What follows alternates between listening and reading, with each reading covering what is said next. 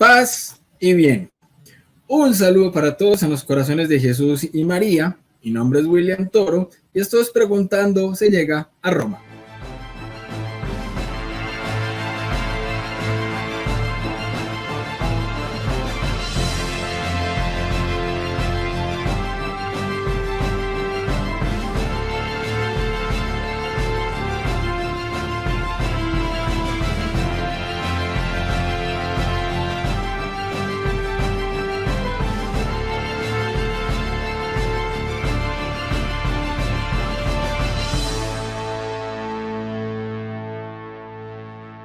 Muy bien, como les decía hace un momento, esto es Preguntando se llega a Roma. Sean todos bienvenidos los que se van conectando en este momento y las personas que van a ver esta transmisión más adelante. Hoy tengo conmigo, como siempre, un invitado de lujo, un invitado muy especial, que algunos de ustedes puede que ya sepan quién es, que ya lo reconozcan, pero muchos otros quizás no. Entonces vamos a conocer al invitado de hoy. Bienvenido, mi hermano Luis Lisboa, a este canal donde tratamos de enfocar la fe de la mejor manera. Bienvenido, hermano, ¿cómo estás?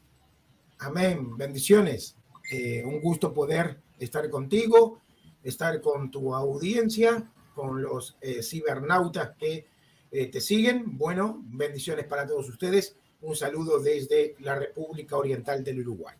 Una belleza, mi hermano, qué bien. Bueno, pero entonces la idea es que en este programa no solamente a la gente le interesa saber cómo se llama el invitado, ¿cierto? Sino que la gente dirá, bueno, en este momento más de uno se puede estar preguntando, ¿y quién es ese tal Luis Lisboa que yo apenas en la vida vengo a enterarme quién es?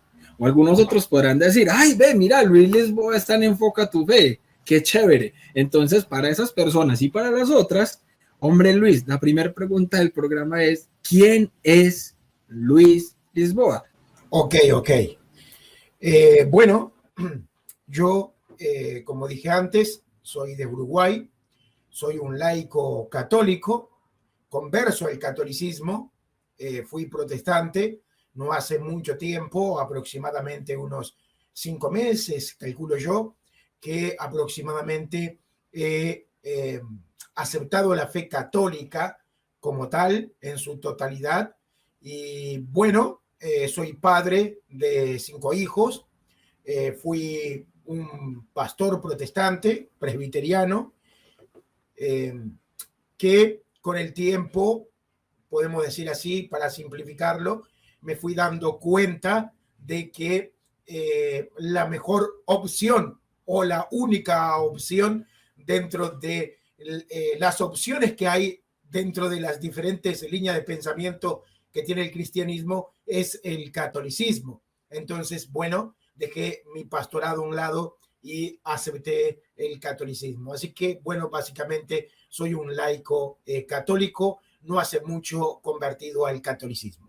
Qué belleza, mi hermano. Creo que es un resumen que nos da pie precisamente para arrancar este programa como debe ser. Entonces, la siguiente pregunta del programa era, bueno, Luis Lisboa, ¿hace cuánto tiempo es un católico realmente convencido de su fe? Y eso nos lo acaba de contestar, es decir, hace 5 meses, ¿cierto? Hace más o menos alrededor de 5 meses, Luis Lisboa abrazó la fe católica, apostólica y romana. Exactamente, sí. Hace aproximadamente 5 meses que di ese paso, ¿no?, al catolicismo. Renuncié a mi pastorado, renuncié a la fe protestante, aceptando ya el catolicismo. Bueno, muy bien. Entonces esto nos da pie para una siguiente pregunta, hombre Luis, y es la siguiente. Luis Lisboa, antes de esos 5 meses, nos cuenta que fue pastor presbiteriano. Eso es una denominación protestante. Ya vamos a tocar un poquito de esto, porque resulta que hay gente que todavía no comprende bien el mundo del protestantismo dentro de la Iglesia Católica. Es decir, hay muchos católicos que todavía hacen una distinción y una separación y dicen católicos y cristianos, como si nosotros los católicos no fuéramos cristianos.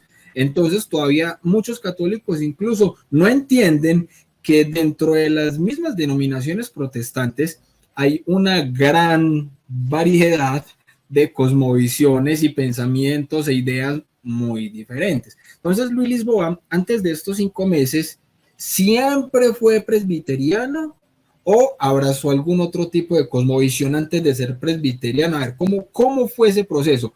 ¿En algún momento de tu vida fuiste católico y te saliste y te fuiste para el protestantismo? Resúmanos un poco, mi hermano, a ver cómo fue esa trayectoria. Ok. Para comenzar, puedo decir que fui bautizado, sí, en la Iglesia Católica, de bebé, ¿no? Porque mis padres fueron católicos, pero aún yo siendo niño, mis padres migraron del catolicismo a el evangelicalismo, ¿no? Entonces, para ponerlos en contexto, podemos decir que dentro del mundo protestante hay una división, o sea, hay muchas divisiones, pero hay una división, podemos decir, importante, que es protestantes históricos e evangélicos, ¿no? O evangelicalismo. Entonces, dentro de los protestantes históricos, nosotros tenemos a los luteranos, anglicanos, metodistas, presbiterianos. Por otro lado, nosotros tenemos al evangelicalismo, que podríamos tener allí a los pentecostales, bautistas, otras denominaciones que se forman más bien en Estados Unidos a partir de por allá los alrededores de el 1900. Entonces, es importante entender esas divisiones porque en esta división podemos decir que hay una gran diferencia de pensamiento, ¿no? Incluso se va a ver de forma diferente al catolicismo. Los protestantes históricos ven al catolicismo de una manera, los evangélicos ven al catolicismo de otra. Entonces, hay que más o menos entender esta diferencia, ¿no? Bueno, yo al comienzo puedo decir que fui evangélico porque me formé dentro de una iglesia pentecostal. Fui también pastor pentecostal, pero con el tiempo mis estudios teológicos me llevaron a aceptar la fe protestante histórica. Hay cierta lógica detrás. ¿Por qué? Porque el protestantismo histórico tiene mucho del catolicismo. De hecho, la mayoría de los protestantes históricos aceptan hasta el cuarto o octavo concilio en algunos casos, ecuménicos, ¿no? Estos concilios que se dieron antes del siglo VIII. Entonces, todo me llevó a ir aceptando la historicidad de la iglesia, ¿no? Todo me llevó a ir aceptando la ortodoxia de la iglesia histórica. Y el primer paso era justamente optar por el protestantismo histórico. Por supuesto, es muy difícil saltar del evangelicalismo al catolicismo, ya que son, podemos decir, cosas muy diferentes. Pero dentro del mundo protestante, aunque hay diferencias, pegar un salto del evangelicalismo al protestantismo histórico no sería tan ilógico, ya empezando por el punto de que Lutero fue el que hizo la reforma, entre comillas, ¿no? Entonces, no estaría tan loco pensar que optar por el luteranismo sea una buena opción dentro del mundo protestante. Claro que sí, mi hermano, totalmente. Y sí, es lo que dices, me parece muy acertado precisamente en ese sentido de que el pentecostal vive quizás un poco la fe más desde el punto emocional y toda la cuestión de la unción, los dones, los milagros, todo esto, pero uno ve que, por ejemplo, hay denominaciones más históricas que se van más al tema de la profundidad dentro del tema del estudio y todo esto. ¿O estoy equivocado, hombre Luis? No, está en lo correcto. El pentecostalismo es como la vertiente del pensamiento cristiano más alejado de la ortodoxia. ¿Por qué? Porque ellos se separan completamente de la teología ortodoxa. O sea, un pentecostal no va a saber de repente explicarte lo que es la unión hipotática, no va a saber, o sea, no reconoce a María como madre de Dios, tiene serios problemas con la cristología. Entonces, claro, ellos están muy separados de la ortodoxia teológica, ¿no? De la historicidad, de la catolicidad de la iglesia. Ellos están totalmente alejados. Es como la vertiente más alejada. Entonces, por supuesto, todo pentecostal que empieza a estudiar de forma seria la teología, la historia de la iglesia, al final, más tarde o más temprano, va a optar por una iglesia más histórica, sea de repente bautista, presbiteriano, luterano o anglicano, pero lo más seguro es que pegue un salto porque el conocimiento le va a mostrar esa necesidad, ¿no? O sea, es insostenible una vez que se empieza a estudiar de forma seria ser pentecostal. Y no quiero ofender a nadie, pero es la realidad, ¿no? Pues, del pentecostalismo pasaste a ser presbiteriano o pasaste por otra escala. Bueno, yo como pentecostal estuve unos cuantos años, o sea, básicamente como activo unos quizás 12 años, ¿no? 12 años.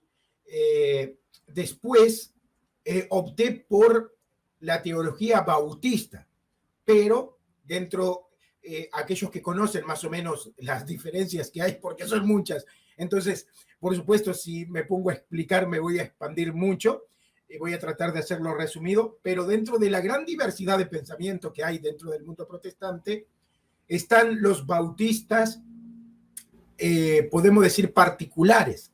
¿Quiénes son los bautistas particulares? Bueno, los bautistas particulares son como una rama de los bautistas, diferentes a los bautistas del sur, diferentes a los bautistas del norte, diferentes a los bautistas independientes o fundamentales.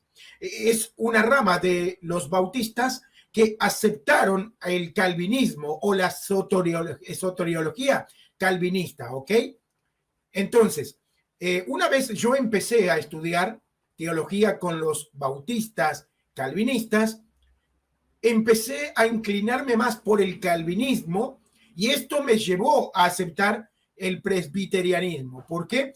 Porque los bautistas particulares que aceptan el calvinismo solo aceptan parte de la soteriología, o sea, lo que viene a ser el desarrollo de la salvación, pero no aceptan otras propuestas de Calvino. Entonces, si nosotros queremos encontrar el calvinismo en su máximo esplendor, tendríamos que hacernos presbiterianos. ¿Por qué? Porque, por ejemplo, Calvino era paido bautista, los bautistas no. De hecho, de ahí es que viene el nombre bautista, ¿no? De justamente de los anabautistas, personas que no aceptaban el paido bautismo y que rebautizaban a las personas.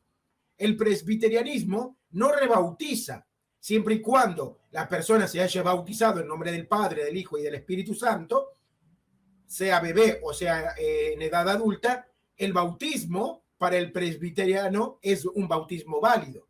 Para el bautista no, o sea, para el bautista, una persona que fue bautizado de bebé, no tiene un bautismo válido, por ende lo van a volver a bautizar.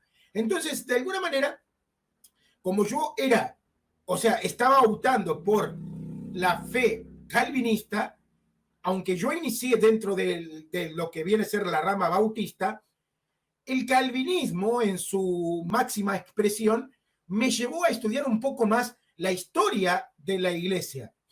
Porque, a ver, si los bautistas calvinistas toman de Calvino pensamientos teológicos, entonces, ¿por qué no estudiar las diferencias que hay en el calvinismo?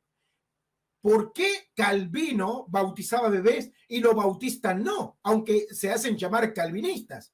Entonces, claro, eso me llevó a estudiar el pensamiento de Calvino, eso me llevó a estudiar la historia de la iglesia, el bautismo. Bueno, es una locura, pero... y son cosas que a veces son hasta tan obvias que muchas veces la gente no se pone, pues no se para a preguntarse por ellas. Simplemente asume su teología tal cual como se la entregaron, como vino, y ya no quiero saber más nada de lo que hay a los lados. Muy exacto, bien ahí por ese lado, mi hermano. Exactamente. Bueno. Una réplica que siempre me hacen los protestantes es: Luis, vos fuiste un saltamonte, ¿no? Claro, porque fui pentecostal, fui casi que bautista, después presbiteriano, ahora soy católico. Entonces me reclaman o me dicen, tratan de apelar a esos cambios que yo tuve. Y algunos me dicen, Luis, vos vas a terminar musulmán, vos vas a terminar vas a terminar siendo un ateo, etcétera. Un montón de cosas. Hasta budista me dicen que voy a terminar. Pero en realidad, ellos, podemos decir que hacen un hombre de paja, ¿no? Con mi conversión. Porque hay una lógica detrás, como tú dices, es algo evidente. Pero por supuesto, para una persona que conoce un 3% de la teología, las cosas son muy diferentes al principio, pero a medida que va avanzando, el conocimiento requiere cierta responsabilidad. Yo siempre digo, a ver, el cristiano, un verdadero cristiano, así se convierta en la fe protestante, asume un compromiso con la verdad, con esa verdad que supone que tiene que seguir. Y ese compromiso con la verdad requiere que si se tiene que hacer algún cambio en pos de la verdad, se haga. Entonces yo siempre le digo a los hermanos, ¿qué es más coherente? Que yo diga, voy a ser pentecostal hasta la muerte para no ser llamado un saltamonte, aunque reconozca que estoy equivocado, o en pos de la verdad, pego todos los saltos que tenga que pegar, siempre y cuando eso me lleve a una mejor definición, vivencia y comprensión de la verdad. ¿Qué es lo más lógico? Totalmente, hombre Luis, es que fíjate que eso que estás diciendo es una línea completamente lógica. Uno puede entender que a alguien le digan que puede ser un saltamontes, pero es que eso depende mucho de las razones que lo están llevando a tener ese cambio, porque claro, hay gente que se va con el respeto de los hermanos protestantes y separados, pero para mí obviamente muchas veces así, que saltan de un garaje en otro, ¿cierto? ¿Pero por qué? Porque entonces ya me cayó mal este pastor, entonces me voy para donde el otro, y resulta que el otro era una denominación diferente. Es que aquí rezan más bonito. Es que allí en el otro entonces había una agrupación de música que cantaba más bonito. Entonces, son razones emocionales, no de fondo y no con profundidad, pero cuando las razones son intelectuales, abrazando una verdad, una honestidad intelectual y que me está conduciendo, yo me tengo que dejar guiar por la verdad. Si yo no me dejo guiar por la verdad, pues estoy en la mentira. Muchas veces tratan de subjetivizar el tema y dicen la persona no tiene convicciones firmes, porque si hubiera tenido convicciones no hubiera pegado esos saltos. Pero sin embargo, otras personas podrían decir, este hombre tiene convicciones, es un hombre de convicción, porque es tanta su convicción sobre Dios y el cristianismo, que su convicción lo llevó a tomar riesgos, lo llevó a tomar cambios que incluso lo llevó a ser, podemos decir así, que señalado por sus propios hermanos, ¿no? Entonces, todo depende del punto de vista y de lo que la persona entienda como convicción. Y no podemos confundir convicción con terquedad, ¿no? Hombre, Luis, mi hermano, ahora sí, entonces en este orden de ideas llegamos a un punto muy crucial. Luis Lisboa entonces fue un pastor protestante, pastor, o sea, no estamos hablando entonces con alguien que simplemente tocó el protestantismo por encimita, no estamos tocando con un católico y otra vez con todo el respeto pues de los muchos con el respeto que muchos se merecen, pero hay mucho católico que se sale de la iglesia católica, se va al protestantismo y las razones de salirse son cuando yo era un católico, yo era un borracho, yo era un mujeriego, le pegaba a mi esposa, era un mal papá. Entonces la gente asume, es que eso es ser católico. No, estamos hablando con un pastor protestante que fue presbiteriano por muchos años y se hizo católico. Luis, hombre, ¿cuáles fueron esas 2 o 3 dudas más fuertes, esas objeciones más grandes que tenías y que vos decías, ni de chiste me hago católico? ¿Cuáles eran esas 3 columnas fundamentales con las que Luis Lisboa decía Iglesia Católica? No. Vamos a mencionarlas desde la más suave hasta la más fuerte y luego vamos a darle respuesta. Ok. Bueno, básicamente podríamos decir que todo se resume a la ignorancia de la doctrina católica, ¿no? O sea, lo que hace que una persona no quiera aceptar el catolicismo es la ignorancia del catolicismo. O sea, si no conoces el catolicismo, difícilmente quieras optar por el catolicismo. Y más si de alguna manera empezás a aceptar una idea del catolicismo que no es la idea propia del catolicismo, porque le estás creyendo a terceros que dicen que la Iglesia Católica dice y enseña, etcétera, pero no es lo que verdaderamente la Iglesia Católica enseña. Si yo me quedo con esa versión de la historia, por supuesto que yo voy a ver a la Iglesia Católica como el cuco, ¿no? Como el monstruo, como la bestia, como el anticristo, de donde va a venir el Papa, el Papa negro incluso, ¿no? O sea, hay muchas teorías, dependiendo de la rama protestante a la cual tú pertenezcas.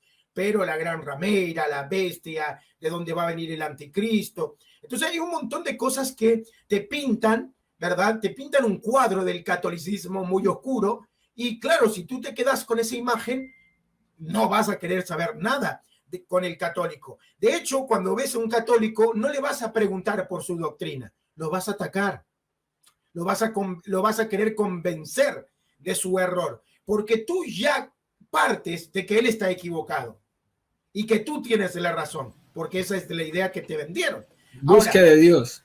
Exacto. Entonces, voy a empezar a nombrar las ideas más locas que tenía yo sobre el catolicismo, pero que desaparecieron hace muchos años, que por ejemplo serían el tema de las imágenes, ¿no? Y de las estatuas. Sí, cuando yo era pentecostal, por supuesto. Sí, exacto. Te iba a decir que esa la tenías cuando eras pentecostal, porque exacto. Si algo yo sé es que hay muchos calvinistas que ya superaron eso del tema de las imágenes. Entonces, ¿qué pasa? Claro, porque los presbiterianos, luteranos, anglicanos, ellos estudian la doctrina católica de alguna manera. Entonces, más o menos saben por qué el católico tiene imágenes y cuál es el pensamiento detrás de esas prácticas. Pero el pentecostal no, o sea, el pentecostal y el bautista están muy lejos de eso. Entonces, yo creía que realmente la persona se arrodillaba a una estatua. Claro, porque, a ver, tú ves a un católico que se persigna, que se arrodilla o que besa una estatua y tú dices, pero ¿por qué te arrodillas delante de una estatua? ¿Por qué le pides a la estatua? ¿Por qué besas a la estatua? Si la estatua no puede ver, no puede escuchar, y ahí, por supuesto, te citan un par de salmos y te citan algo de Isaías, etcétera, ¿no? Y como que vos decís, oh, sí, los católicos son idólatras, y te mencionan Éxodo y no sé qué más. Entonces vos decís, son idólatras.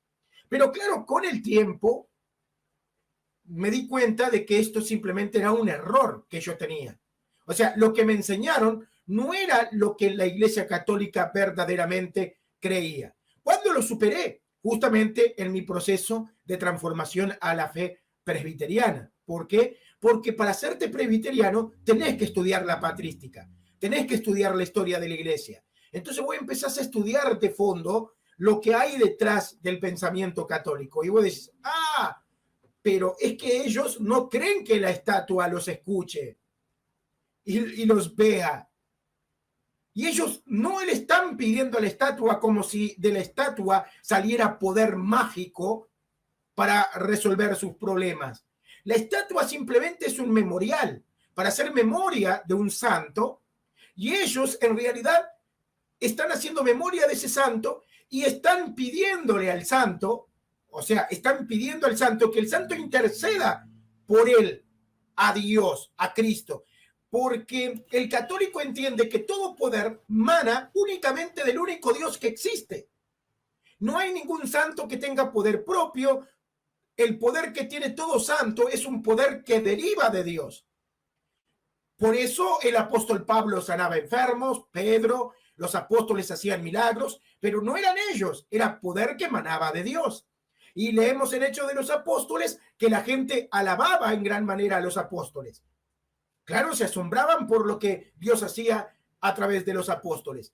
Entonces me empecé a dar cuenta que el católico no idolatraba las imágenes, simplemente son memoriales. O sea, así como yo tenía imágenes de mi padre, de mi abuelo, de mi abuela, para hacer memoria, porque ¿cuál es el fin de tener una imagen? Una foto de mi abuela, hacer memoria, mantenerla viva en mi memoria. Bueno, así mismo el catolicismo es para tener viva en la memoria, ¿verdad? La idea de un santo que representa un tipo de vida y que muchos de ellos, por supuesto, están, claro, todos los santos están en la presencia de Dios y que están intercediendo por nosotros. Entonces, como que esa fue la idea que tuve, o sea, la idea más loca que yo tuve sobre el catolicismo, que no correspondía a la realidad del catolicismo, pero que superé hace mucho tiempo atrás. Después, bueno, creo que hay otros temas que son un poco más complicados. Luis, pero ahí en ningún momento de todas formas se te pasó en algún momento por la cabeza, o sea, superando, por ejemplo, eso, no dijiste, ve, ¿y será que entonces la Iglesia Católica tiene entonces algo de razón? O simplemente fue como, bueno, no, los católicos piensan así, pero allá ellos con su pensamiento, yo me quedo aquí donde estoy. O cómo era ese pensamiento que tenías entonces de la Iglesia Católica, claro, empezando a superar ya como ese tipo de cosas. Ok, es como que vos empezás a ver un cuadro que al principio era todo oscuro, pero empieza a aclararse de a poco. Pero aún así vos le seguís encontrando fallas. Pero las fallas son subjetivas. ¿Por qué? Porque ese cuadro no representa al catolicismo. Entonces, como ese cuadro no representa al catolicismo, y detrás de todas las ideas que tenés del catolicismo siempre hay una falacia o una mentira, bueno, una falacia es una mentira, ¿ok? Entonces, se van disipando las dudas y vos ves que el cuadro se va aclarando, empieza a perder esa oscuridad. Pero aún así es un proceso. Es como que vos decís, bueno, no están tan errados, pero están errados. Al menos hasta ahí, bueno, ahí no están equivocados, pero allá sí están equivocados. O sea, por supuesto, porque vos seguís viendo fallas. Vos decís, bueno, tengo que admitir que aquí el catolicismo tiene razón de alguna manera. O sea, no era lo que yo creía, pero acá sí, acá están equivocados. Acá no pueden tener la razón. Acá están equivocados. ¿Entendés? Pero eso es muy bonito, mi hermano, porque fíjate que eso es, yo como lo veo yo, que eso es un proceso en la humildad. Cuando uno tiene la capacidad humilde, racional, de aceptar cuando el otro tiene razón, Dios se pega de ahí. Dios se pega de ahí para irle mostrando a uno entonces la verdad. Porque si uno se encierra en uno mismo, en que vio que algo es verdad, pero no, prefiere hacerse el de la vista gorda y no aceptar que el otro puede tener razón, Dios no puede actuar en una persona, en un alma soberbia. ¿Por qué eso es soberbia? Entonces, cuando un alma es humilde y también es capaz de aceptar, bueno, la Iglesia Católica, entonces listo, yo soy lo más protestante del mundo, pero acepto que la Iglesia Católica tiene razón aquí. Se equivocan en esto otro, pero porque todavía no lo he estudiado. Entonces, se equivocan en esto, pero aquí tienen la razón, aquí tienen la verdad, soy capaz de aceptarlo. Eso se llama honestidad intelectual, eso se llama humildad, y Dios no se deja ganar en humildad y puede llenar a una persona de gracias de conversión impresionante. Y para la muestra un botón, ¿sí o no, hombre Luis? Continúa, hombre, entonces ahí con qué seguimos. Ok, acá hay algo que es importante entender, porque muchas personas podrán preguntarse, generalmente lo que desconocen el pensamiento protestante, la mente protestante, ¿no? Podrán preguntarse, a ver, pero Luis, si vos te diste cuenta que aquí el catolicismo tiene la verdad, ¿por qué de plano no estudiaste el catolicismo y punto? Lo que pasa es que el protestante siempre se va a mover dentro de la literatura protestante.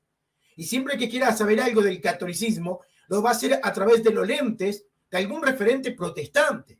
Por supuesto, yo voy cambiando de referente, porque a medida, si yo dejo de ser pentecostal, ya voy a dejar de tener como referentes a pentecostales. De hecho, ya no voy a leer de plano pentecostales, voy a leer bautistas. Pero si yo ya dejo de ser bautista y me vuelvo presbiteriano, voy a leer presbiterianos, luteranos, anglicanos. Mis referentes van a ir cambiando, pero siempre van a ser protestantes. Por ende, yo voy a agarrar un libro X que se va a llamar Diferencia entre el catolicismo y el protestantismo. Autor, pastor protestante. No voy a agarrar un libro de diferencias doctrinales entre protestantismo y catolicismo escrito por un católico. Voy a agarrar un libro escrito por un protestante. Entonces, quiere decir que todo mi análisis del catolicismo va a ser bajo los lentes de un protestante. Y mi conocimiento va a estar limitado al conocimiento de ese referente. Si ese referente conoce mucho del catolicismo, puede ser que me transmita mucho, pero si ese referente conoce poco, me va a transmitir lo poco que conoce. Y si conoce poco, pero se atreve a determinar que el catolicismo está equivocado, pero esa equivocación radica más bien en el poco conocimiento que tiene esa persona del catolicismo, yo me voy a quedar con esa idea, la idea limitada que tiene ese referente que yo estoy tratando de usarlo como un medio para poder conocer al catolicismo. Entonces, de alguna manera, el protestante se ve limitado justamente por la literatura protestante. Porque no va a salir un protestante que te diga, la Iglesia Católica tiene razón, volvete católico. Hombre, Luis, pero vos ahí le acabaste de dar en el tiro al blanco. ¿Por qué? Porque es que un protestante que sea honesto y que le guste estudiar no va a encontrar referentes protestantes antes de Lutero. Así que todo referente que vaya a leer antes de Lutero, sí o sí, por más que crea que se va a encontrar evangélicos, se va a topar con católicos. Entonces, no sé, creo que, y obviamente supongo que eso ya es un poquitico más adelante en la historia, pero quería hacer como ese acote porque, claro, obviamente, sí, un protestante va a leer referentes protestantes, pero ¿hasta qué punto? Por eso hay protestantes que solamente leen literatura protestante de Lutero para acá, y algunos incluso no los dejan leer antes de, no los dejan, no se ponga a leer antes de Lutero porque se confunde. ¿Por qué? Bueno, de hecho, mira, te comento, dentro de las mayorías de seminarios bíblicos, o sea, yo estudié teología en 3 escuelas diferentes. O sea, para poder ser pastor, al menos en mi caso, siempre fui por la seriedad del cristianismo, ¿no? Y no por la locura. Entonces, siempre traté de formarme. Entonces, estudié en 3 seminarios diferentes de teología: pentecostal, bautista y reformado. Ahora, es increíble que en los 2 primeros seminarios nunca me dijeron que Martín Lutero creía en la virginidad perpetua de María. Nunca me dijeron que Martín Lutero creía en el bautismo. Nunca me dijeron que el luteranismo siguió practicando la confesión de pecado. Nunca me dijeron que el luteranismo creía en la presencia real de Cristo en la Eucaristía. O sea, básicamente las diferencias poderosas que te pueden generar un choque no te la mencionan. Y simplemente usan a Lutero como un referente en cuanto a, porque Martín Lutero protestó y dijo, si no me demuestran por las escrituras que yo estoy equivocado, no voy a retractarme. Es lo que te mencionan de Martín Lutero, pero no hacen un desarrollo de la teología de Martín Lutero, porque claro, pues, a ver, rosario, que confesión de pecado, que María siempre virgen, que María era pura. Entonces, había más catolicismo en Martín Lutero que en muchos católicos que encontramos a la vuelta. Y a veces que, por supuesto, hay católicos que no dominan la teología católica. Entonces, si vos empezás a estudiar a Martín Lutero, decís, bueno, este hombre, lo único que lo separaba del catolicismo era que rechazó al Papa como autoridad, rechazó a la Iglesia como autoridad y después era un católico. Y más aún que él viene obviamente de ser un monje agustino, o sea, viene uno de los más ortodoxos, hombre, por Dios, viene de la escuela de San Agustín. Es que eso tiene que calar de alguna manera, obviamente. Entonces, sí, claro. Bueno, Luis, entonces de ahí, ¿cuál sería ese siguiente iceberg, ese siguiente piedra en el zapato que vos podrías obviamente decir como protestante, no, esta equivocación de la Iglesia Católica no tiene solución y le pudiste dar solución? Ok, la confesión de pecado sería como el otro punto, la confesión de pecado delante de un hombre, porque, bueno, a ver, ¿por qué yo tendría que confesarme delante de un hombre que tiene pecados igual que yo? O sea, ¿por qué yo tendría que confesarme delante de un hombre que tiene los mismos pecados que yo o quizás pecados más graves? Entonces, eso en la mente de un evangélico genera cierto tipo de choque, ¿no? Decir, a ver, si Dios es el que perdona, si Cristo es el que perdona, pero lo entiendo porque Él es puro, porque Él nunca pecó, etcétera, deberíamos de pedirle a Él. Pero ¿por qué yo voy a pedirle perdón al Padre, al sacerdote, si el sacerdote tiene pecados igual que yo? Una idea totalmente, o sea, desde el desconocimiento total de lo que hay detrás del catolicismo. Qué pena, te interrumpo un momentico. Y ojo, los que de pronto pueden estar viendo el programa en este momento, los que lo vayan a ver después, si son católicos, no digan, ay, sí, vean los protestantes que no ven eso. Mucho cuidado también con hacer ese tipo de juicios, porque estamos llenos de católicos que dicen lo mismo, que precisamente por su gran falta de formación, por la pereza en formarse y en conocer su fe, muchos dicen, yo no me confieso con un hombre más pecador que yo. Y dicen, yo soy católico, orgullosamente católico, pero no me confieso. No, yo cómo voy a confesar con otro pecador. Muchos católicos dicen lo mismo. Entonces, ojo también con el juicio, porque yo entiendo al protestante que piense eso porque es lo que le están enseñando afuera. Entonces tampoco podemos tener un dedo señalador así justiciero, porque es que, hombre, necesitamos también caridad, o todos nacimos conversos, para nada. Entonces Exacto, también exacto. con el amor que le hablemos al hermano, podemos obviamente hacer las cosas. A mí alguien, recién mi conversión, me dio una lección muy importante. Qué pena, te tomo un momentico ahí la palabra, Luis, pero me parece que es importante esto también que lo entiendan los católicos.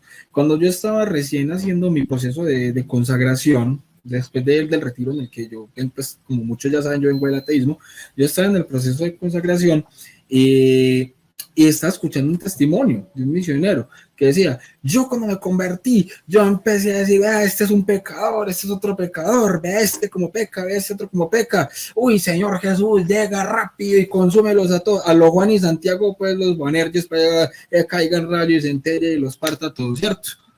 Y alguien le dijo a este misionero, hombre, si Jesús hubiera tenido su segunda venida un día antes de tu conversión, ¿vos dónde estarías? Él dijo, uy, hermano, en el infierno.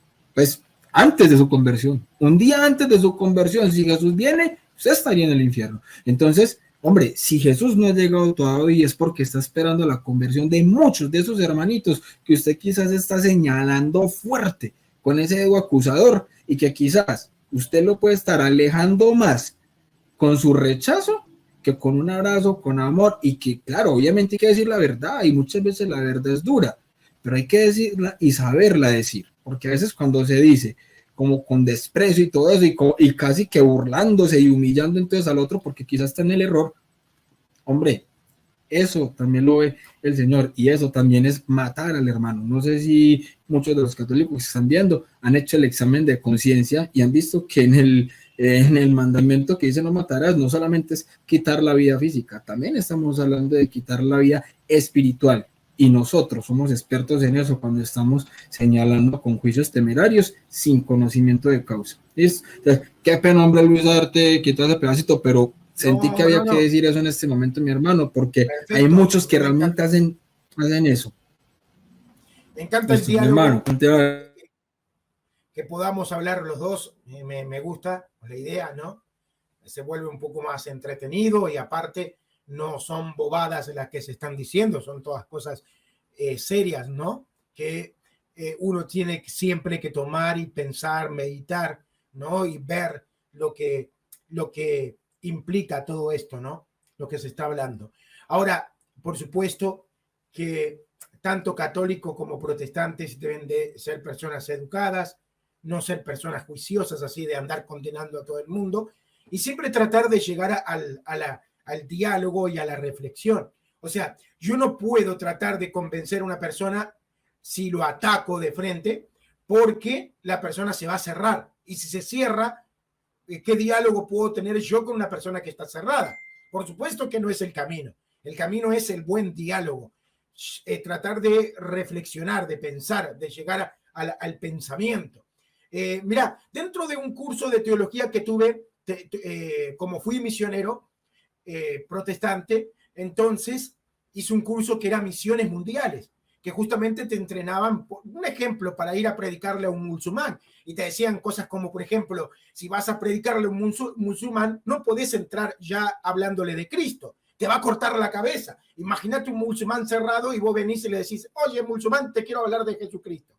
El musulmán te va a decir, mira, eres cristiano, eres hereje, cuchilla.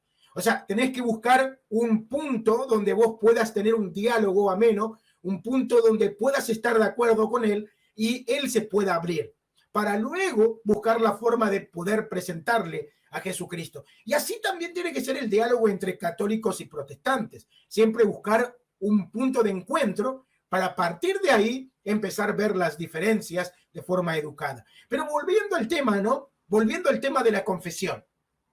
Es interesante porque yo pensaba que, por supuesto, ¿cómo es que yo me voy a confesar con un hombre más pecador que yo?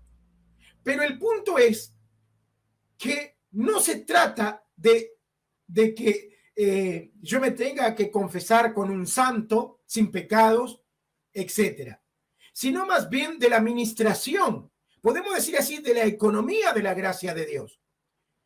Dios, Él establece cómo va a administrar su gracia, porque el que termina perdonando es Cristo. Todo eso me vine a enterar después que empecé a estudiar el catolicismo, ¿no?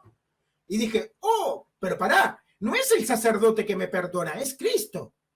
Pero me perdona a través de el sacerdote. O sea, Cristo le confiere al sacerdote autoridad para perdonar. Pero el que perdona en última instancia siempre es Cristo. Siempre va a ser Cristo. Pero por medio de un sacerdote. Entonces es como una administración de una empresa. Es como que yo diga, mira, yo no voy a aceptar el pago del tesorero. Cuando yo quiera cobrar, no voy a ir al tesorero. Me tiene que pagar el dueño de la empresa, porque yo trabajo para el dueño de la empresa. Así que a mí me va a pagar el dueño. Y el dueño me va a decir, mira, Luis, yo no te voy a pagar. Porque yo ya establecí cómo pagarte. Y si vos querés recibir mi pago, vas a tener que aceptar humildemente las reglas que yo puse.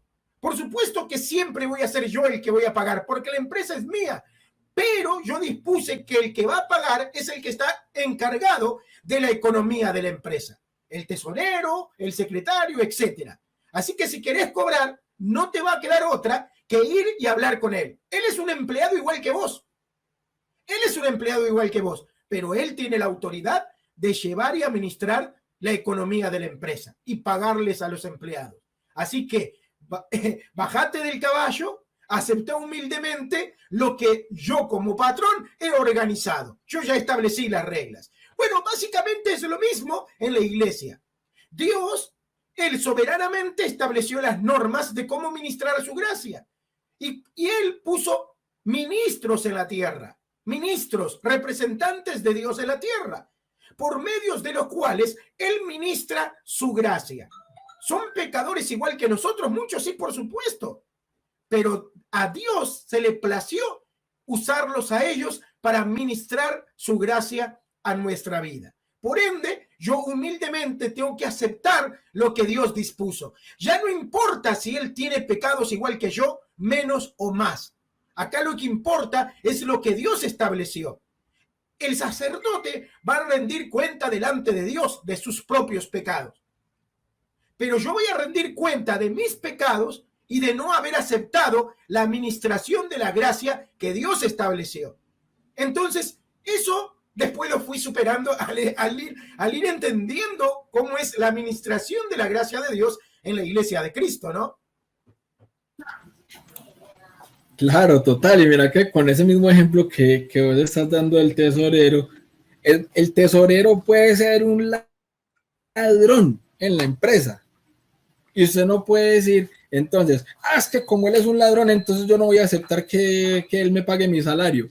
Puede ser el más ladrón y aún así no pierde la autoridad que ya el patrón le dio para que le dé el pago. Y más de uno puede estar diciendo, sí, pero entonces Jesús cuando les dio esa autoridad. Hombre, recuerden que en la Biblia dice Juan 20, del 21 al 23, el que a ustedes le perdonen los pecados, le quedan perdonados. Vos como protestante, Luis, cuando leías ese pasaje, ¿qué pensabas? ¿Cómo interpretaba el protestante ese pasaje? Porque es que es demasiado explícito. El que a ustedes perdonen los pecados le quedan perdonados y al que se los retengan le quedan retenidos. Bueno, básicamente no veía una confesión como tal, sino más bien la autoridad de la iglesia de perdonar pecados, pero no por medio de una confesión, sino como algo así, ¿no? A ver, yo soy un pecador que me convierto a la fe cristiana, me quiero bautizar, entonces vengo a la iglesia y digo, bueno, me quiero bautizar, yo vengo con muchos pecados, y la iglesia le dice, bueno, tus pecados son perdonados y te bautizamos, pero no como una confesión así como privada. Pero por supuesto, esto porque lo divorciamos de otros versículos que podrían complementarse. Por ejemplo, cuando dice que debemos de confesarnos unos a otros. Y aquí es donde se complica, porque en ninguna iglesia protestante se confiesan unos a los otros. Aunque se lea ese versículo, no se practica. Podemos decir que en algunas iglesias, bueno, sí en el luteranismo, ¿no? Y creo que en el anglicanismo, pero en otras ramas, como por ejemplo el presbiterianismo, se hace una confesión pública, pero la confesión pública no es una confesión como tal unos a los otros, sino que es una confesión conjunta. Y el texto dice que nosotros debemos de confesarnos. Después tenemos a Santiago que dice, si hay alguien enfermo, llame a los ancianos, si hubiese cometido pecado, le será perdonado. Entonces nosotros vemos cómo está totalmente ligado el hecho de llamar al anciano y el perdón del pecado de ese enfermo. ¿No es interesante? Uno podría decir, el protestante podría decir, a ver, pero Cristo es el que perdona directamente sin usar intermediario. ¿Ok? Si no usa intermediario, ¿por qué Santiago sí está estrechamente relacionando al anciano con el perdón del pecado del enfermo? Si no, no diría, llame al anciano y si hubiese cometido pecado, le será perdonado. Podría Santiago haber dicho, bueno, que el enfermo le pida perdón a Dios y Dios va a perdonar sus pecados. Pero no. Dice, llame al anciano y si hubiese cometido pecado, le serán perdonados. O sea que de forma implícita tiene que haber una autoridad en el anciano para perdonar el pecado de ese enfermo. ¿Y por medio de qué será eso? Por medio de la confesión. Entonces, claro, como protestante, lamentablemente, se toman los pasajes y muchos pasajes se tratan de encuadrar en la perspectiva protestante y se divorcia del resto de los pasajes de la Biblia que estarían apoyando más bien la confesión de pecado como se practica en el catolicismo, en el luteranismo y en el anglicanismo, ¿no? Y es interesante que esas confesiones más antiguas sigan practicando la confesión de pecado.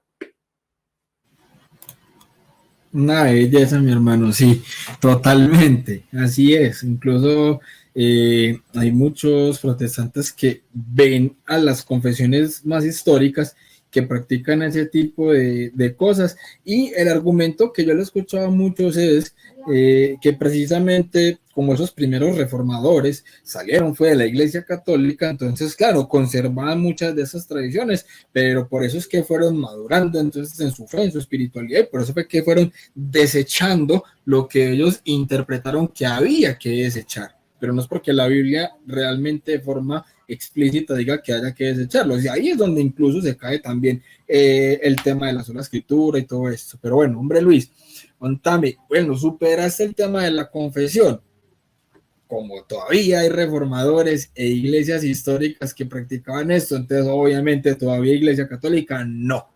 Simplemente es una más que utiliza este mecanismo. ¿Con qué seguimos ahí? Ok, acá para ir resumiendo, o sea, para no tomarme mucho tiempo, porque podría hablar de otros puntos, pero básicamente son puntos que están más o menos en la misma categoría de la confesión de pecados, etcétera. Voy a hablar de los puntos bisagra o de los puntos neurálgicos, lo que verdaderamente divide el protestantismo del catolicismo. Y estoy hablando de los protestantes históricos. Ya acá no hablamos de evangélicos, pentecostales y bautistas. Estamos hablando de la división entre protestantes históricos y católicos. ¿Cuáles son esas diferencias que son las que terminan separando al catolicismo del protestantismo? ¿Ok? Y para poder hacerse católico hay que sí o sí superar esto que voy a pasar a citar.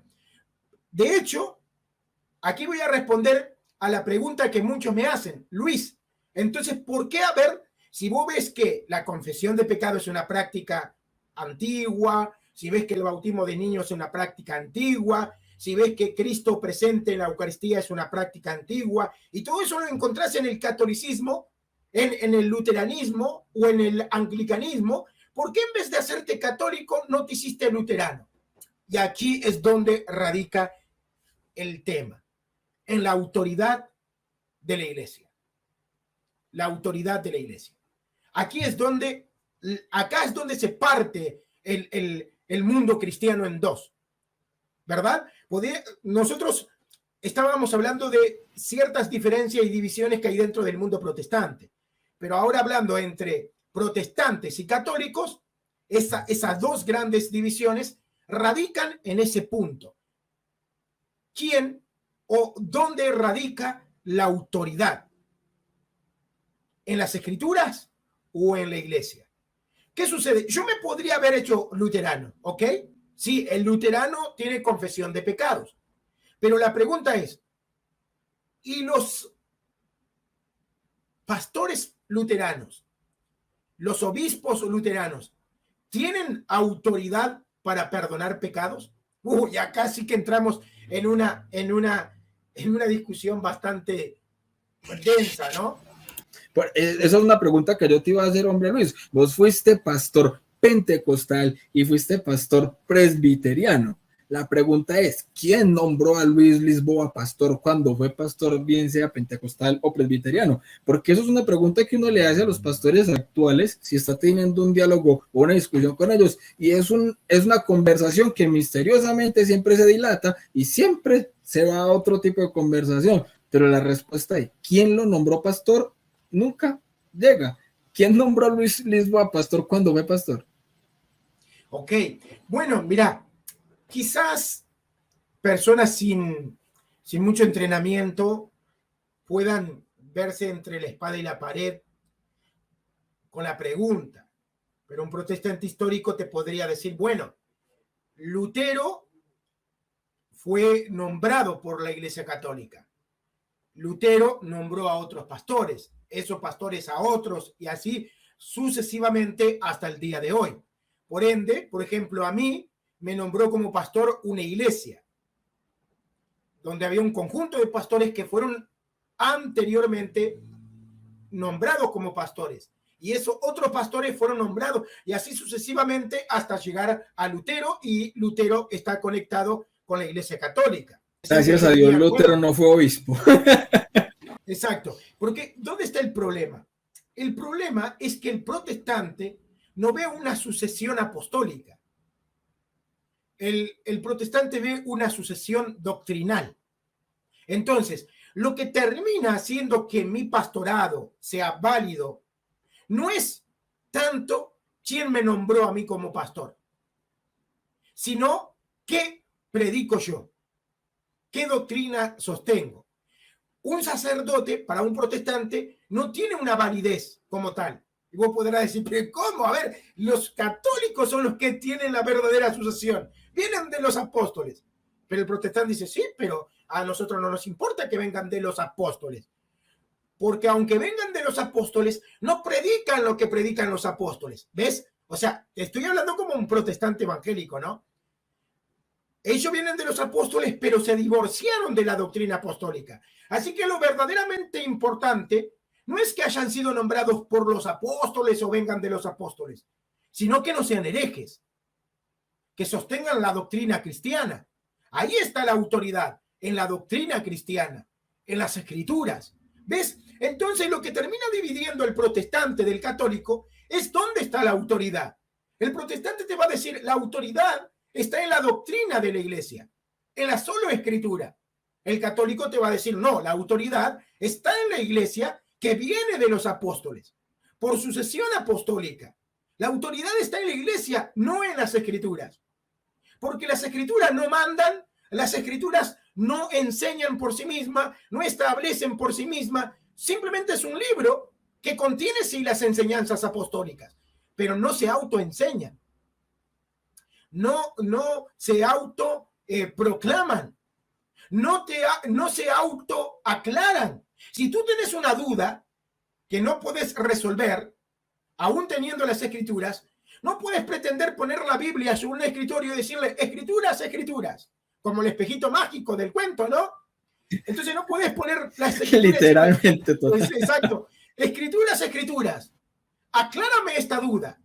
Las escrituras no te van a aclarar nada porque todo va a depender de tu lectura, de tu comprensión lectora, de tu información, de cómo vos veas, incluso hasta de la traducción de la Biblia que tengas. Si tenés una traducción un poco Fíjate, Luis, que esa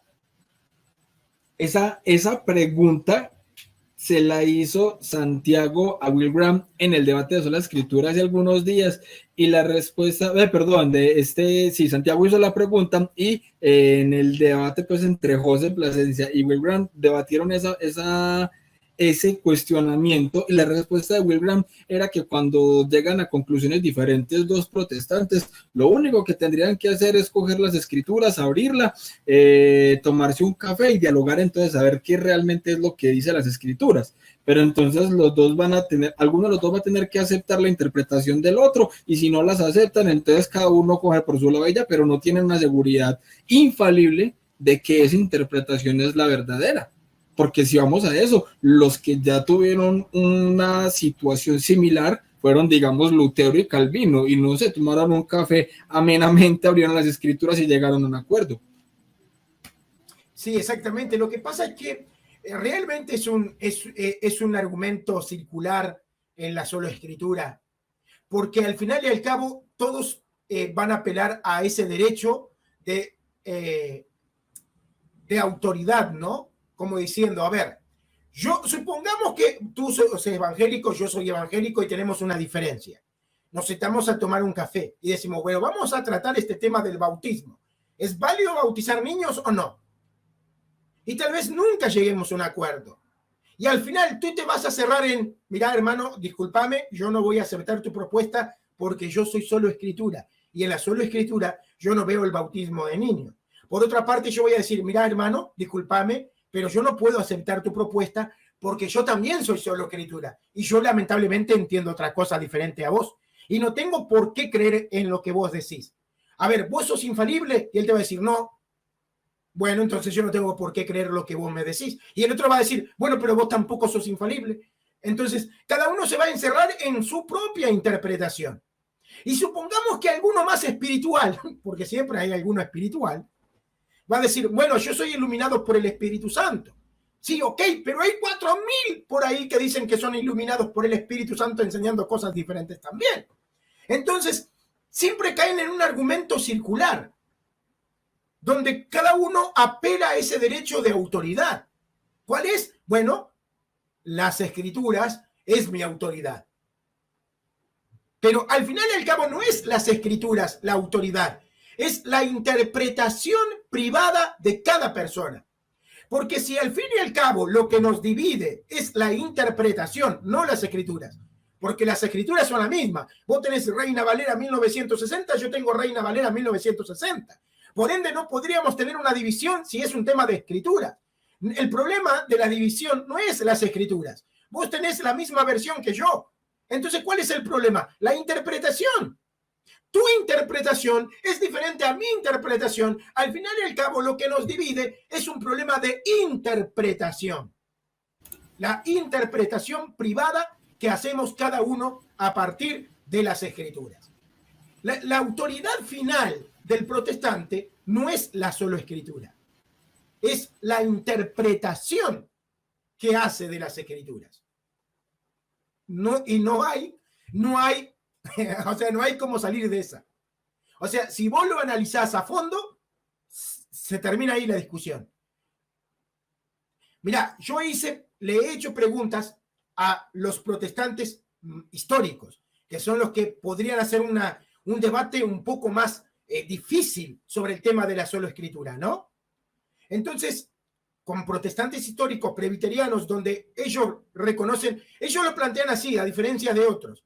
La autoridad está en las escrituras, pero solo la iglesia tiene la autoridad de definir por medio de las escrituras cuáles son las doctrinas. Ok. Pero ¿qué pasa si vos le preguntás al presbiteriano que sostiene esto, le decís, ¿y qué pasa si vos como presbiteriano ves que la iglesia define una doctrina incorrecta? ¿Puede pasar eso? Él te va a decir, sí, la iglesia puede definir una doctrina incorrecta. Ok, ¿y qué haces ahí entonces? ¿Quién determina que es incorrecta?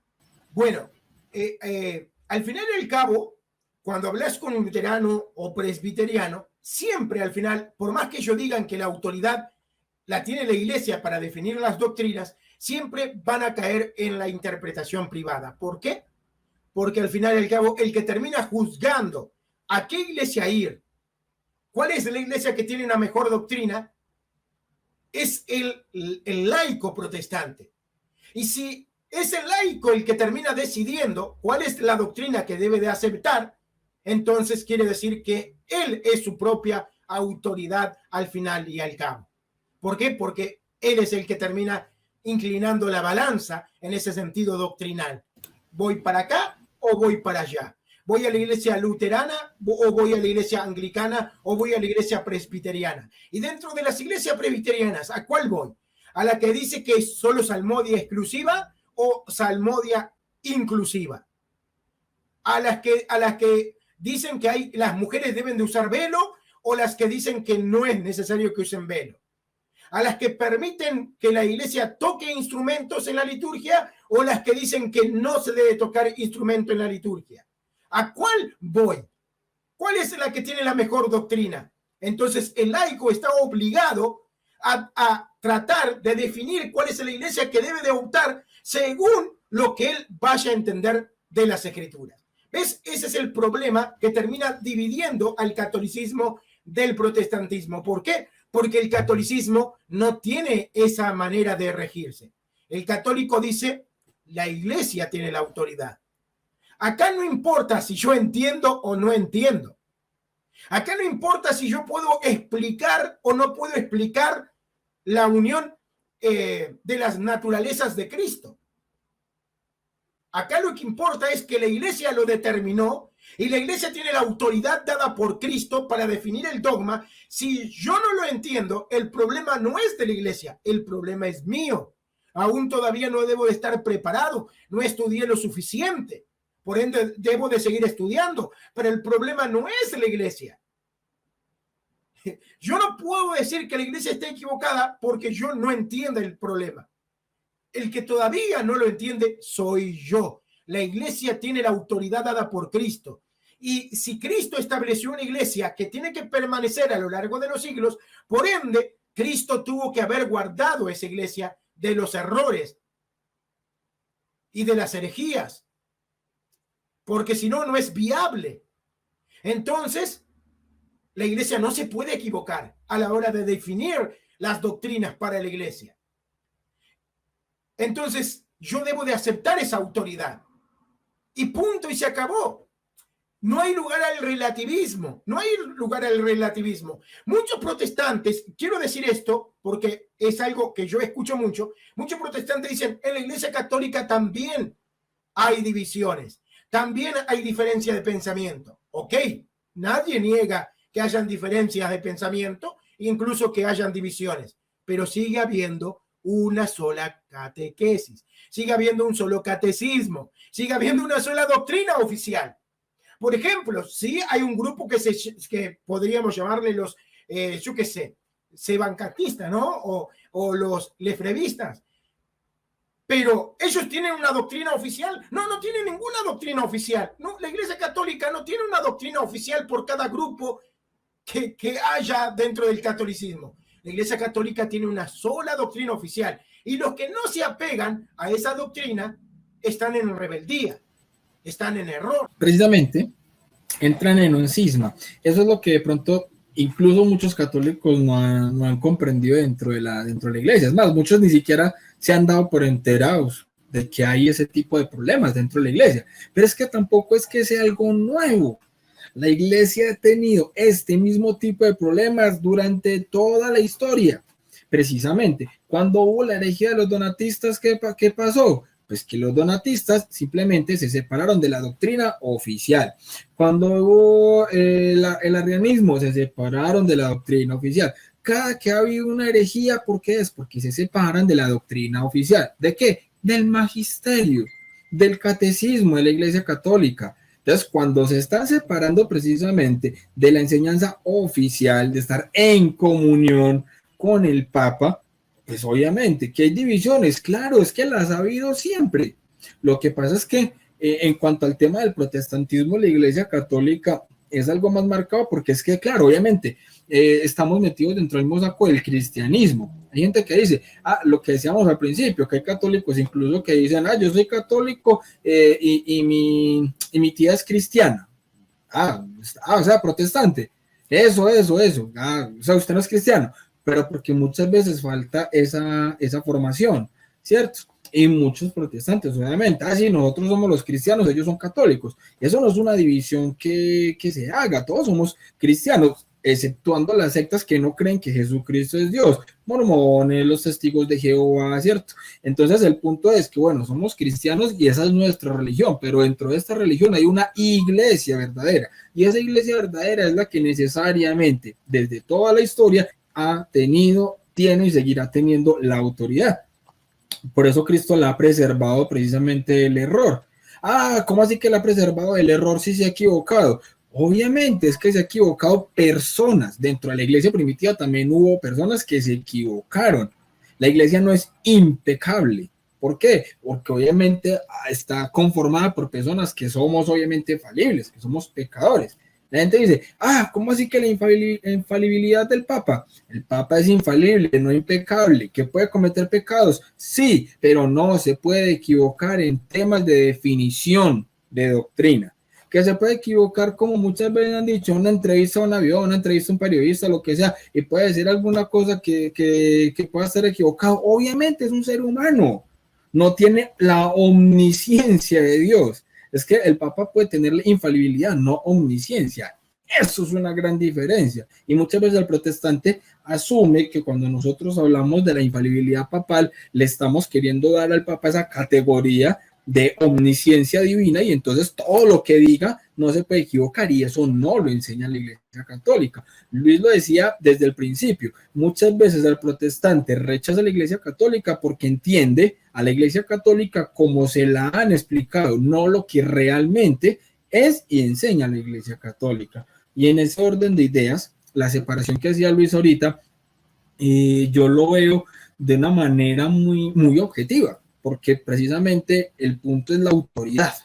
Hay muchos protestantes que aceptan prácticamente todas las doctrinas de la Iglesia Católica, pero dicen, yo no puedo estar bajo la autoridad del Papa, porque muchos asumen y piensan que el someterse a la autoridad del Papa es no someterse a la autoridad de Cristo, como si fuera el uno o el otro. Entonces muchos terminan como con ganas de entrar a la Iglesia Católica, pero sienten que pueden estar rechazando a Cristo si aceptan la autoridad del Papa. Y no, aquí no se trata de escoger el uno o el otro. Jesucristo puso un administrador, y volviendo como al mismo ejemplo de la empresa que ponía ahorita Luis, es que una cosa es el dueño, otra cosa es al que hayan colocado de gerente, otra cosa es al que hayan colocado como administrador, otra cosa es el tesorero, otra cosa es, por ejemplo, el de recursos humanos.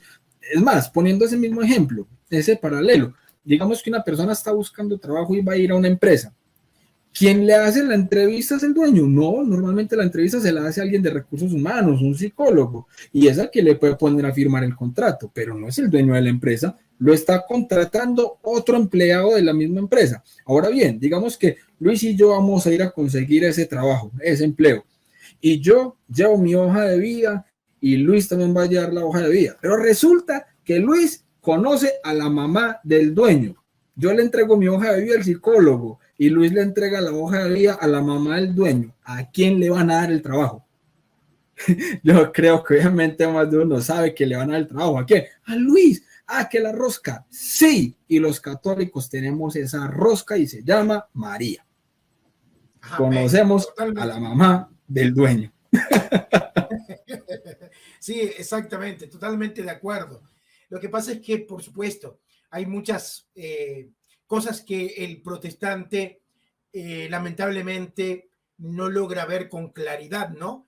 No es culpa del protestante, sino más bien es culpa de la enseñanza dentro del protestantismo, ¿no?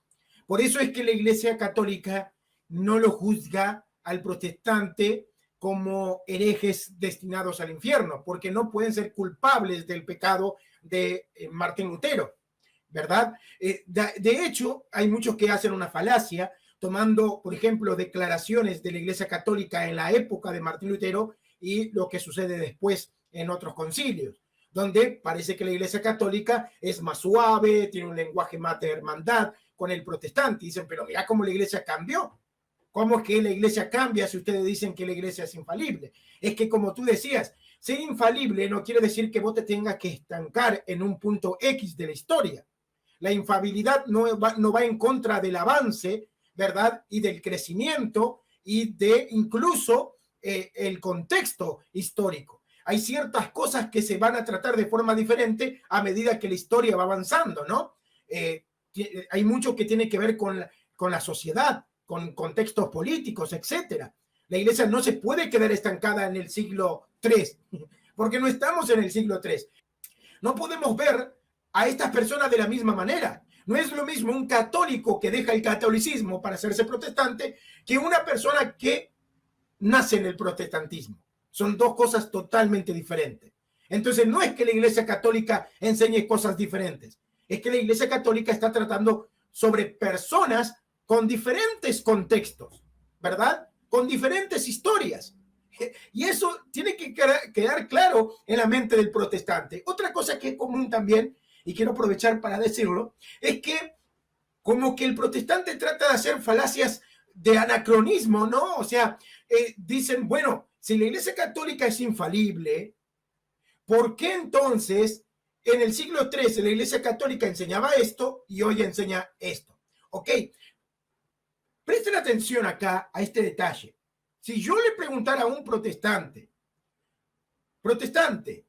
¿tú crees que el conocimiento teológico es progresivo? Me va a decir que sí.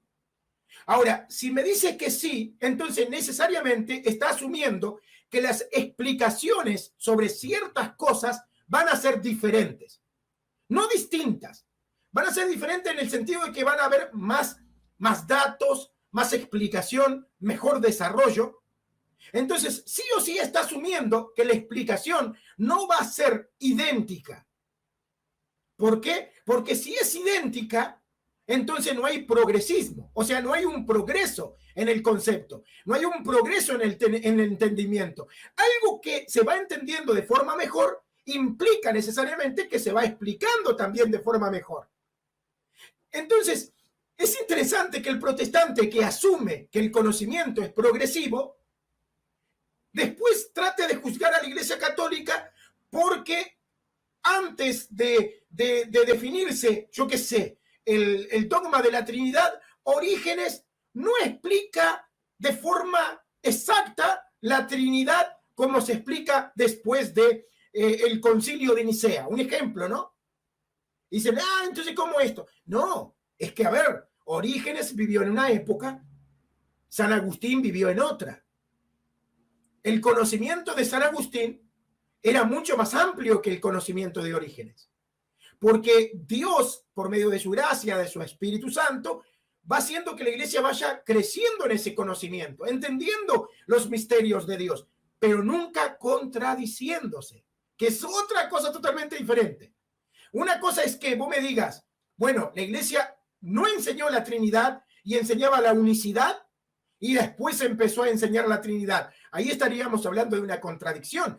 Pero si la iglesia siempre tuvo un concepto trinitario, pero después simplemente lo explica mejor, no hay una contradicción, simplemente hay un avance, una ampliación del conocimiento. No sé si me vas entendiendo. Quería decirlo eso simplemente porque es común que ataquen a la iglesia católica con esas diferencias que hay, pero no contradicciones a lo largo de la iglesia católica, ¿no? Completamente, mi hermano, de acuerdo, así es. Incluso eso a mí me parece muy curioso dentro de los hermanos protestantes, porque listo, como veníamos diciendo, somos cristianos.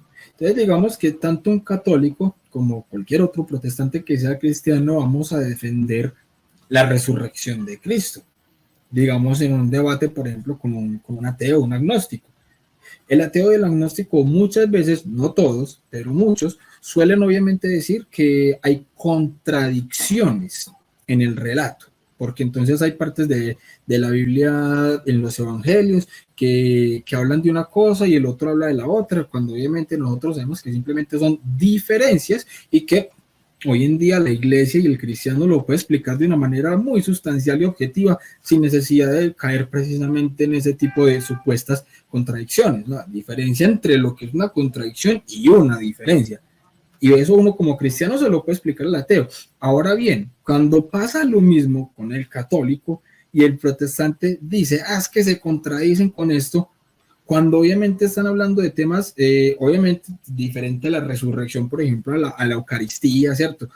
A la confesión, a la Virgen María, pero entonces cuando señalan como si fueran contradicciones y uno entonces apela a que simplemente son diferentes momentos de la historia explicados de una manera más progresiva, obviamente, con una teología más bien fundamentada, porque es que, claro, como vos mismo decías, San Agustín tenía una mente mejor, digamos, capacitada que el mismo Orígenes. Pero después llegó, por ejemplo, un Santo Tomás de Aquino y nos desarrolló entonces las 5 vías, nos desarrolló una teología súper bien estructurada, una filosofía muy bien organizada, ¿cierto? Entonces, nosotros vamos a ver que entonces hay una diferencia y una contradicción entre San Agustín y Santo Tomás de Aquino. Para nada. Nosotros vemos simplemente dentro de la Iglesia Católica una unidad y una teología que con cada avance donde vamos viendo eso, vemos es la mano de Dios mostrándonos cómo podemos entender mucho mejor eso que en algún momento se tomó como doctrina, que los primeros cristianos se hicieron matar precisamente por defender esa doctrina, sin el entendimiento que inclusive el Señor nos ha dado hoy en la actualidad. Jesucristo mismo, como es un Dios de orden, nos ha dejado una iglesia ordenada, organizada, llena de pecadores y con puros errores a nivel personal y pecados. Sí, pero la iglesia es santa porque el que la fundó es santo y por tanto es una iglesia con orden. Y por eso la iglesia va a ser la misma desde que Jesucristo la fundó hasta el final de los tiempos, como Él lo prometió. Y el que lo niegue le está diciendo a Jesús mentiroso.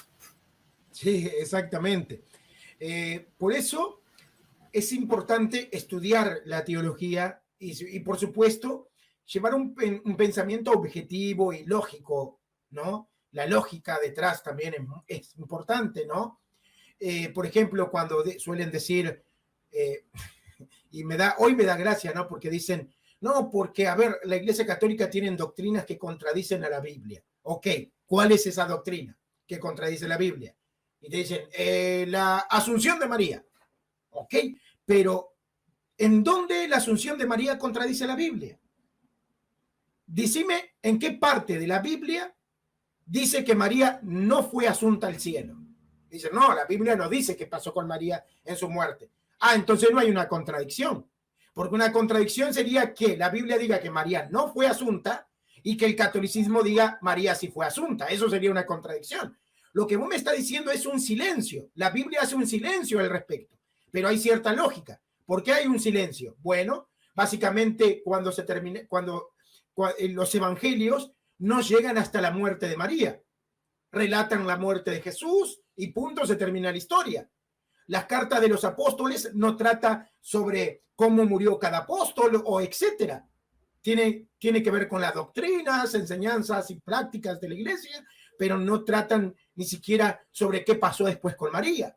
Por ende, no se menciona qué pasó con María, ni cómo murió, ni qué pasó, ni dónde fue, qué hicieron con María. No se dice. Entonces, un silencio no es igual a una contradicción.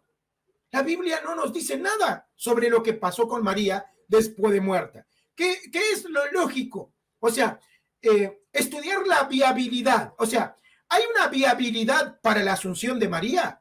Bíblicamente, ¿es posible que ese evento pueda suceder? Bueno, bíblicamente sí, porque Enoc salió caminando, se fue con Dios. Elías fue tomado vivo y se lo llevó Dios.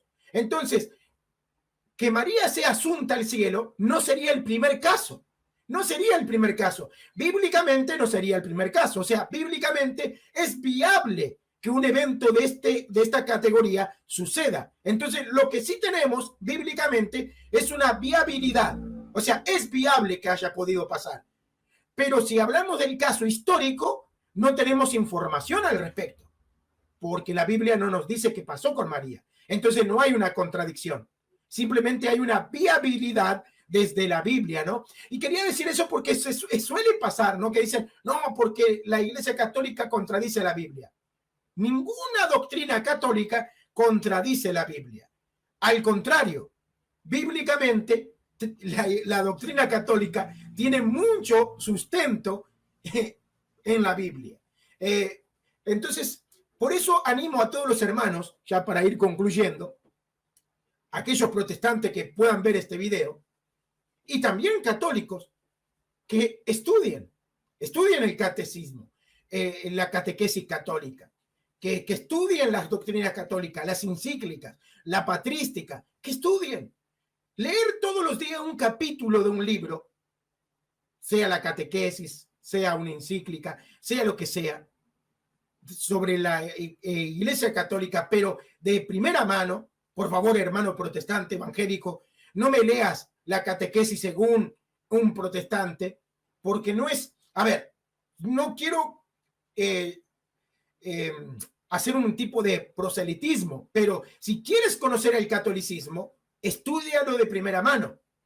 Si no llegas a estar de acuerdo con la Iglesia Católica, al menos podrás saber lo que realmente enseña la Iglesia Católica y no caer en un ridículo cuando tú quieras decir que la Iglesia Católica enseña X cosa que realmente la Iglesia Católica no la enseña. Entonces, toma un libro de la Iglesia Católica y estúdialo, analízalo, velo, medítalo y después saca tus conclusiones.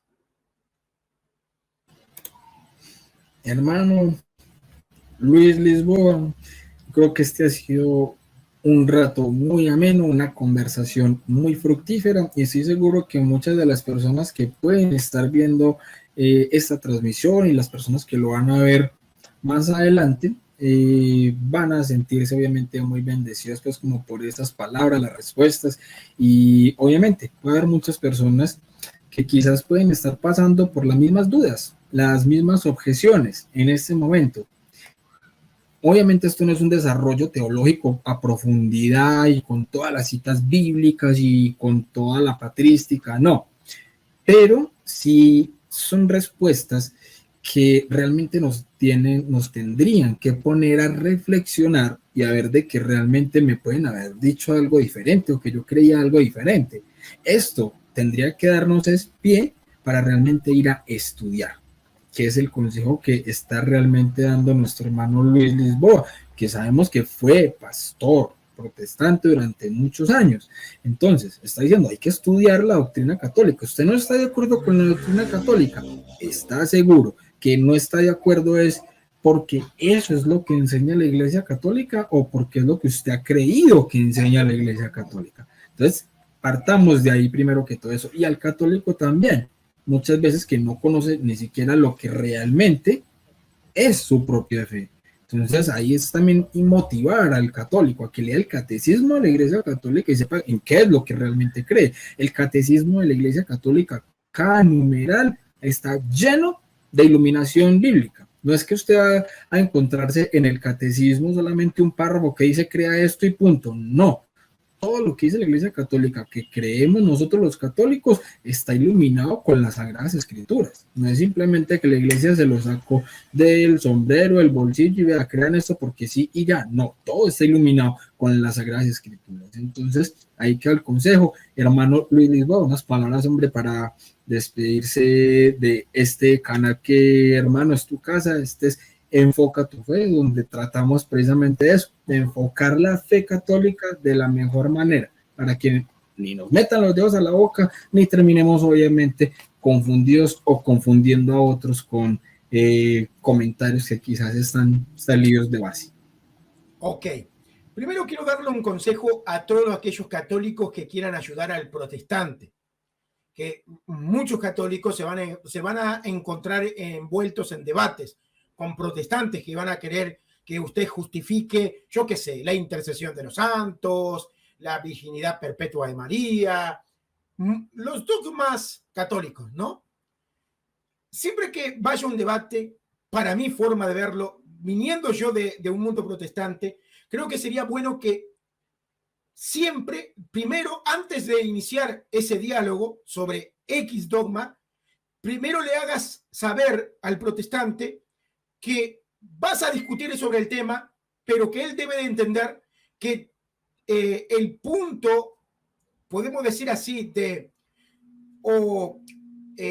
las bases para el criterio doctrinal que tiene el protestante y el católico son diferentes. Siempre hay que dejar claro eso. O sea, hacerle entender al protestante que para él la base es la sola escritura. Y como tú, como católico, no eres solo escritura, sino escrituras, tradición y magisterio. ¿Por qué? O sea, es importante, es muy importante hacerle entender que el primer debate que se debería de tener es justamente cuáles son las bases para la formación de la iglesia. Si es la sola escritura o la iglesia misma como magisterio, tradición y escritura, ¿no? ¿Por qué? Porque a partir de ahí se puede tener conclusiones totalmente diferentes. O sea, no es lo mismo que yo desarrolle un tema solamente con las escrituras a que yo desarrolle un tema con las escrituras, la tradición y el magisterio.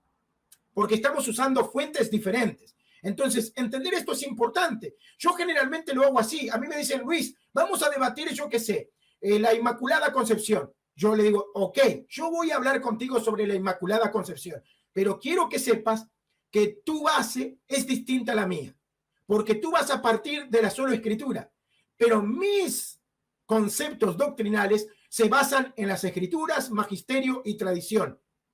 Y esto se va a notar en nuestro debate. Creo que lo primero que podríamos debatir sería en dónde está la autoridad de la iglesia y cuáles son las bases de la iglesia, para luego empezar a tocar otros temas. Pero si querés, debatimos ese tema. Pero siempre dejarlo en claro porque es importante. O sea, para mí, sinceramente, es muy importante dejar ese punto en claro, ¿no? Las bases que tenemos nosotros como católicos sobre nuestra formación teológica, ¿no? Y bueno, después, por supuesto, estudiar, meditar, siempre sacar unos minutos. Si van a leer la Biblia, esto es un consejo para el católico, si van a leer la Biblia, no lo hagan al estilo protestante. Bueno, agarro un versículo de la Biblia hoy y trato de interpretarlo y bueno, quizás saques una conclusión equivocada. Lo mejor de todo es que acompañe la lectura de la Biblia acompañado del magisterio de la iglesia, ¿no? A través de una lectura de algún libro, la catequesis, etcétera. O sea, busca información. ¿Qué piensa la iglesia católica sobre ese pasaje? Alguna Biblia comentada que es bueno. Yo tengo acá una Biblia que me regaló el sacerdote de aquí de Las Piedras, de mi ciudad, comentada, ¿no? Y es bueno porque cada lectura que yo puedo sacar de las escrituras la puedo ver a través de la luz justamente del magisterio de la iglesia. Y eso evita que yo siga teniendo ese pensamiento protestante, ¿no? De querer interpretar las cosas a mi manera, porque tengo que reconocer que Dios estableció cómo iluminar nuestra mente. Y esa iluminación viene por las escrituras, el magisterio, la tradición. Por ende, yo tengo que tener siempre esos tres focos de luces en mi casa, ¿no? O sea, no puedo tener solamente las escrituras. Tengo que tener las escrituras, la tradición y el magisterio. Y con esos tres focos alumbrarme, ¿no? Entonces, siempre acompañar la lectura de la Biblia con el magisterio y la tradición. No sé, creo que por ahí voy cerrando. Espectacular, mi hermano. Yo creo que es el consejo con el que nos quedamos hoy precisamente, y de eso es que se trata la espiritualidad y la vida del católico, mi hermano, para poder comprender nuestra fe de la mejor manera. Bueno, hermano Luis, de verdad, muchísimas gracias, hombre, por haber aceptado la invitación a participar aquí en este canal Enfoca tu Fe, y especialmente en este programa Preguntando se llega a Roma. No sé, mi hermano, de verdad que abierta la invitación para que en otro momento vamos charlando de pronto algún tema en específico, y ahí sí de pronto darle un poco más pues como de profundidad. Y para todos ustedes, muchísimas gracias también por haberse conectado el día de hoy, las personas que lo van a ver más adelante. Si no se han suscrito al canal, suscribirse al canal, darle like, compartirlo. Compartir también es evangelizar. Muchas veces podrán decir, ay, pero es que yo no sé explicar las cosas y todo eso. Para eso es este espacio. Entonces simplemente es copiar el link y compartirlo con sus familiares, con sus amigos, sus conocidos, y así YouTube también va a seguir recomendando este tipo de contenidos que son obviamente una buena formación, que pueden dar frutos y mucha bendición. Entonces nada, para despedirnos, como siempre dice nuestro buen amigo San Agustín, nadie ama lo que no conoce, y por eso preguntando se llega a Roma. Dios los bendiga y la Virgen los acompañe.